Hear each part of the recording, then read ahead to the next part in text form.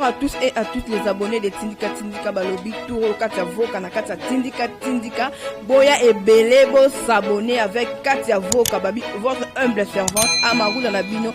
Olingaka musique, olingaka politique, olingaka foot, olingaka social, socio-culturel. Boya et Belé na Katia Tindika Tindika Yasika yango makambu ya bia Babi Tindika nde ya liboso. Et là quand les arnaques musika teka rouge on mona bakoma s'abonner bo s'abonner mensuellement. Pobozwa Katia Voka Amarou na no politique na obeta c'était la politique boya ebele yasika to mona ni ciao tena lobaka biso na pouvoir idepes biso moko na wopo na opposition yango emonani lelo mutulukula mashadari akomi ko benga Félix dictateur emonani siko na minute oyo esika bakokende bazali vraiment na pasi batali na Afrique awa bazana président oyo bakoko yebisa ye asala négociation bango na Félix te bango nyonso zéro na minute oyo mabe basala eleke belé ezana président o bakende o président kende o yebisa président Félix to kuta rien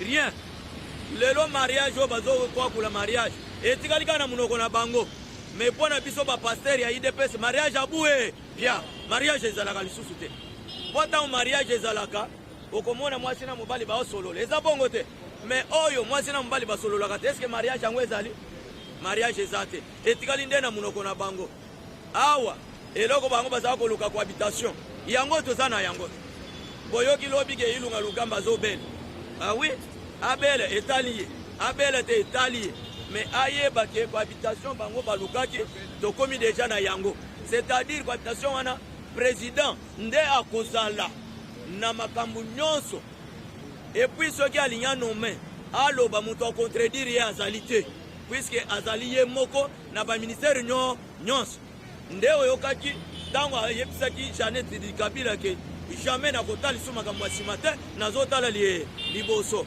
IDPS viva awa basali tout balembi otokanga basali marche bozoka lisulika mwa marche tala mutu soki nzambe asia pakuli atie mafuta ata osali ndenge nini eko changer te oyo ezali moma ya fati beton kaka ndenge tozoloba na bilili awo yozela election ndeko na biso moko apesi bino mususu ya sika yozela election ti mukile ekosala nini mukile ekobimona masoko yozela election tolobaka ngo papa Etienne alobake soki IDPS azui pouvoir tozotiama na munoko te ekomi ya ngai président ali elungu ekomi ya kasonga wetu elungu ekomi ya kabamba we elungu ekomi ya timba wetu kuna na bakongo ekei na nduzi nyonso wana kabana ya IDPS ekolungwa na IDPS te soki bango bazolota ke pouvoir oyo ekolungwa ekei na bango lukuta nazoloba bien eza lukuta ekoma lukula ya Afrique du Sud ya Mandela ezaka nse combien de présidents obale yango pe moko awa nde oyokaki mutu na bango alobi kosala erreur kosala erreur et puis ba français basali commentaire ba yebisi bango ke batu bapundi pendant 37 ans 38e année bazui pour pouvoir sikoyo lelo bazui pouvoir rango baya kotikila bino na pouvoir na mandat moko mandat ngo combien 5 ans 5 ans et puis bolé bango 2 ans IDPS viva awa nazo yebisa bango oyo tolobaka kaka biliaki bango bisa nini bikoki bino bozala na kimia biso nde tozoloba awa ndenge tozoloba ndenge ezosala lelo ezalaki balobi likambo ya bambongo ekende boy te soki bolandi na banki bozoyesu mobulu te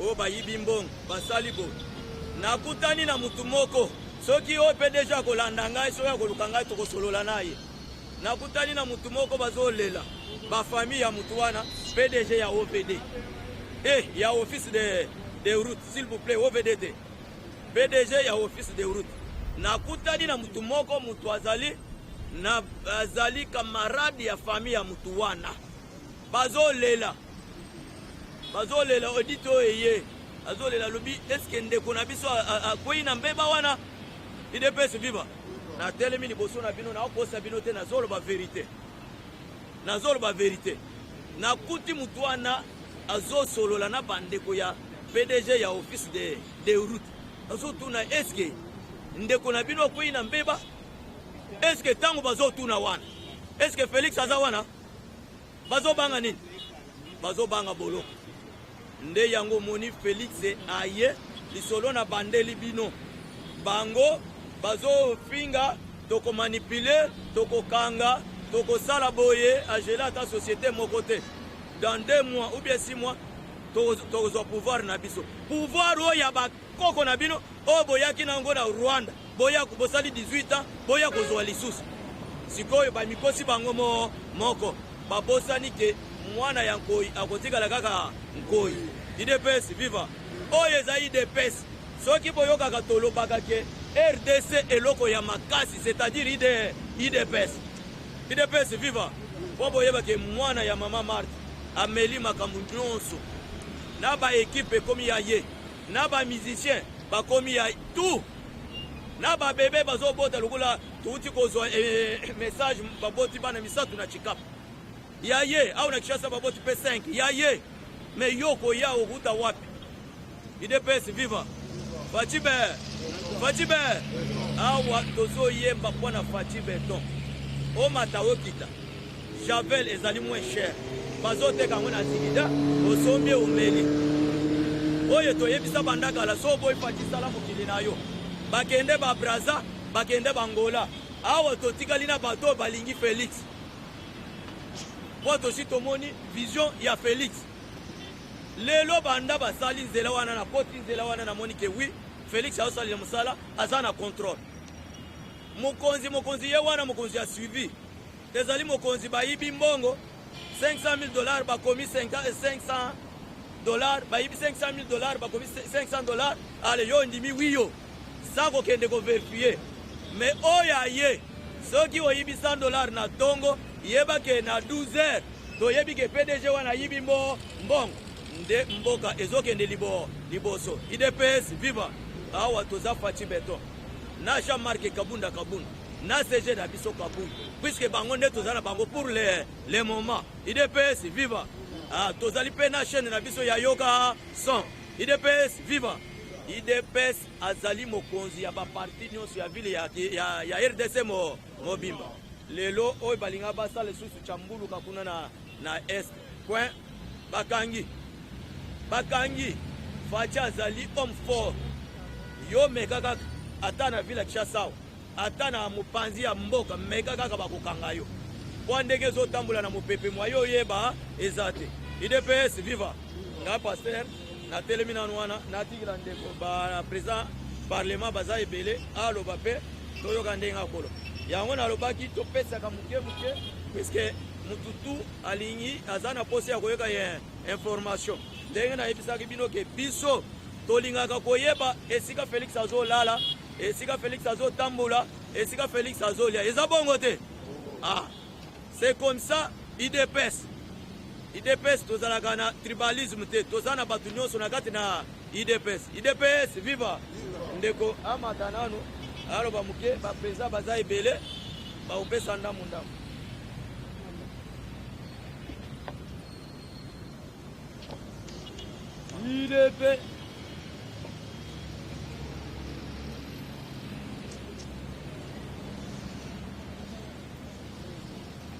IDPS viva IDPS viva IDPS viva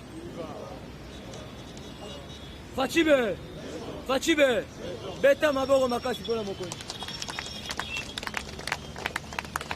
Merci combattants et combattantes sans doute soit tarder et le poto la charité belle on le commence fort actualité politique, il faut donner l'actualité politique à partir de nous.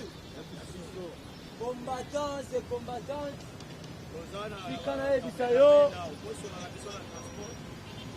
Bukola Lobby, le 1er août, il y a 2020,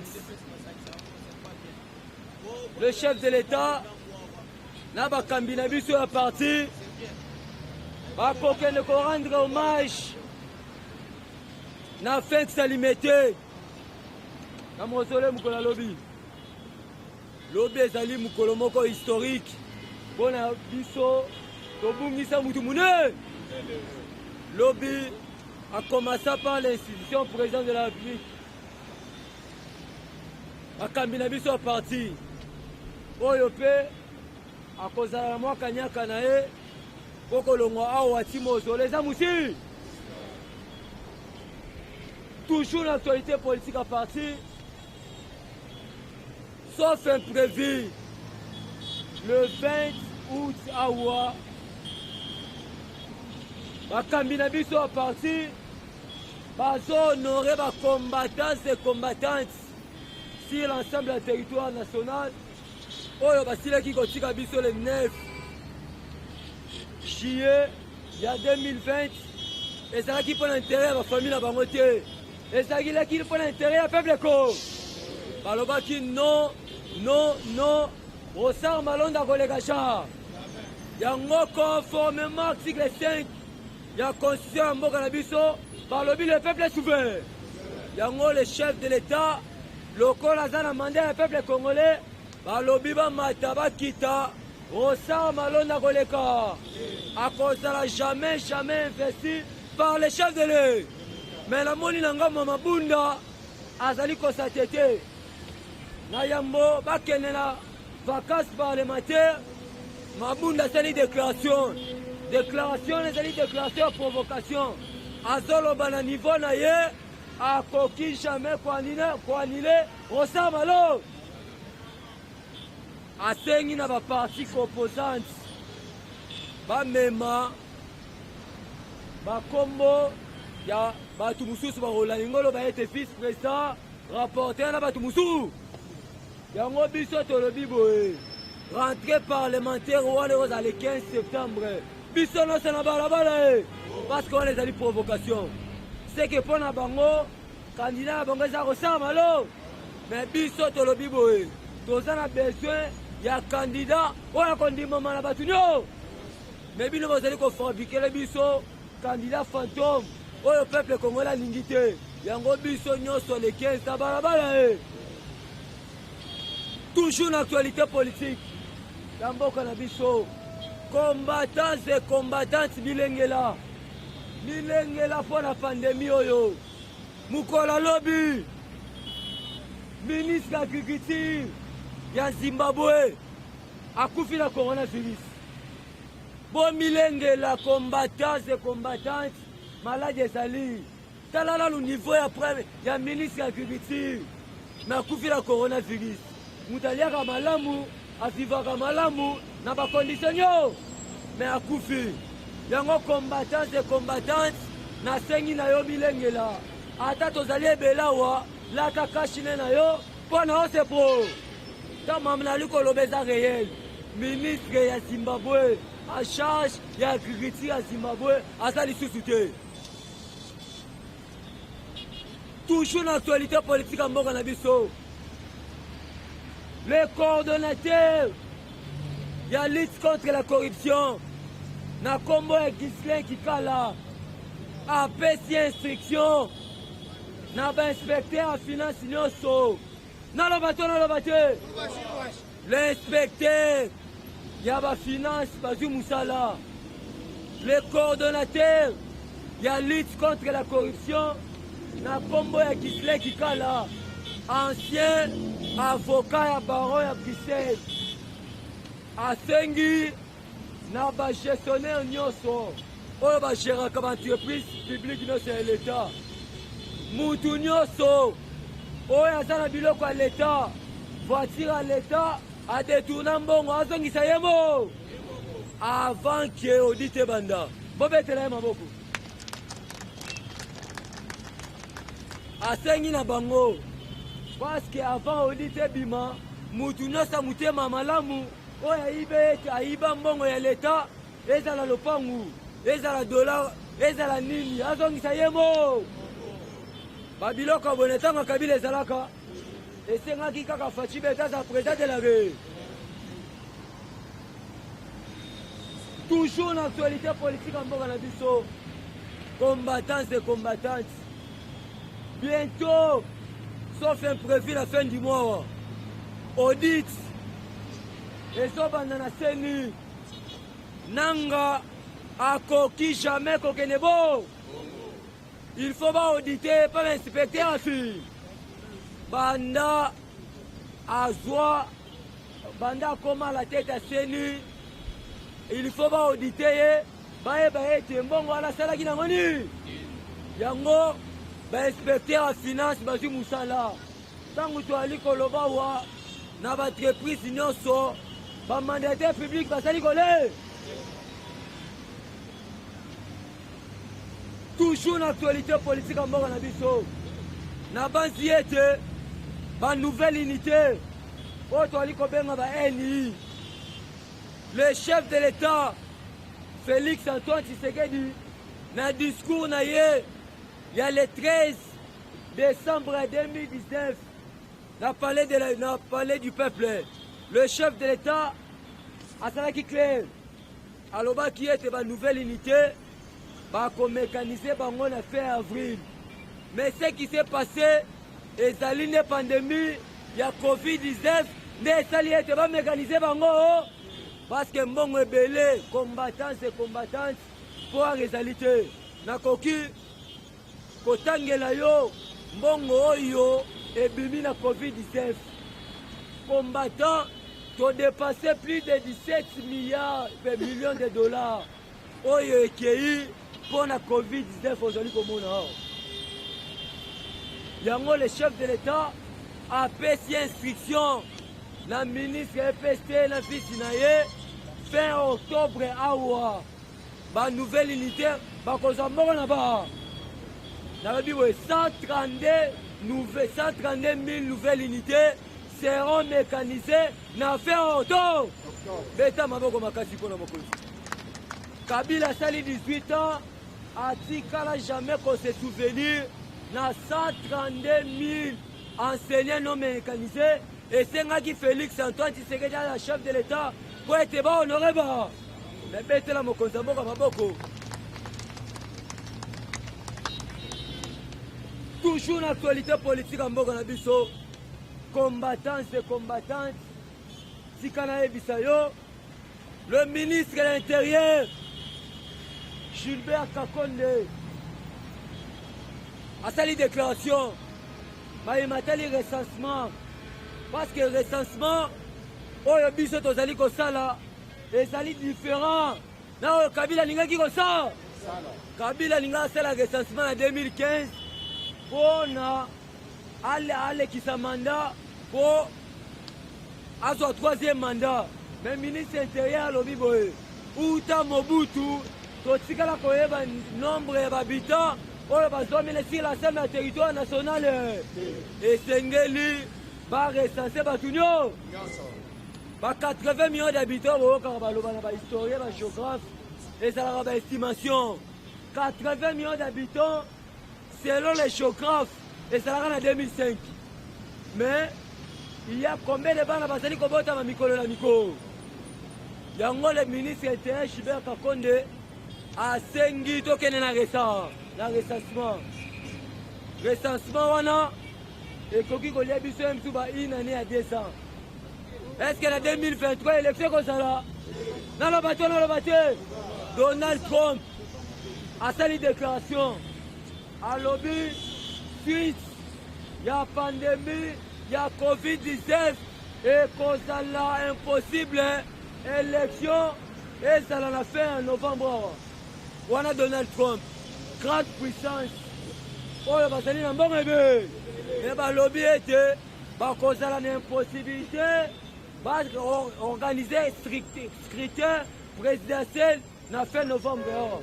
Bongo biso ba petit peuple, est-ce que tozala mbongo organiser élection en 2023 oyo akokanisa élection kozala na 2023 aluka mboka na ye akende kova mais pour la 2023 élection ezali. Toujours l'actualité politique en mboka na biso.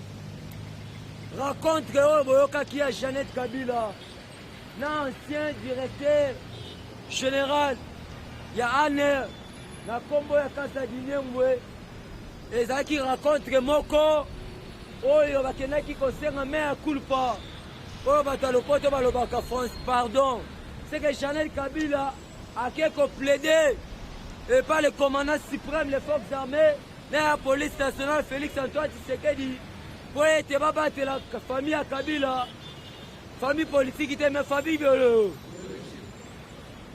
yango le chef de l'état azali déterminé parce que Kabila soki azali na liberté ezali kaka mpo na mutu mo kombo na ye Félix Antoine Tshisekedi mais ce pays va prendre acte et puis va prendre requête ya bandeko na biso bafoka canadienne requête na bango ezali recevoir famille ya Chebea famille ya Armand Matungulu oyo batira bout portant na triomphal ntango toali koloba awa dossier na CPI awa ntango toali koloba awa départ ya Joseph Kabila Kanambe ekodépendre kaka na mutu mo ya Félix Antoine Tshisekedi yene mutu aza na signature asu tozozela nde invitation spéciale euti epai numéro 1 ya cour pénale internationale yango combattance de combattance bolela te parce que chef de l'état azosala politique alele korbelere kote oyo te la coalition FCCH se porte bien kote a nommé pouvoir juge kote a nommé inspecteur afin de c'est pour te dire que combattance de combattante bozala surpris te na mikolo ezali koya avant to fêter décembre Kabila na CPI qui tue oyo abomaka na mbeli akufa apela mbe Kabila boma bacombattant bout portant wa eza na bafamille ebele batikala baenfer bavaya combattant batumba bao na famille na permanence awa estce bakambo ya bongo tokobosana yango soki lelo wana na CPI ya bisali mpo na ngai na suki nzambe apambola bi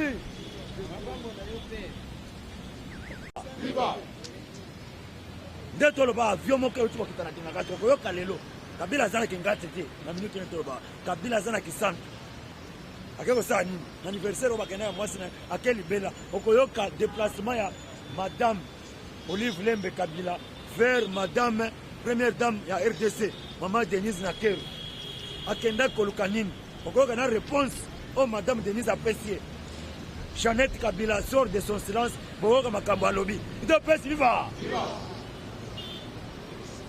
Jean-Pierre Bemba, tête à tête, entre Jean-Pierre Bemba et Fachi, à partir de Brazzaville.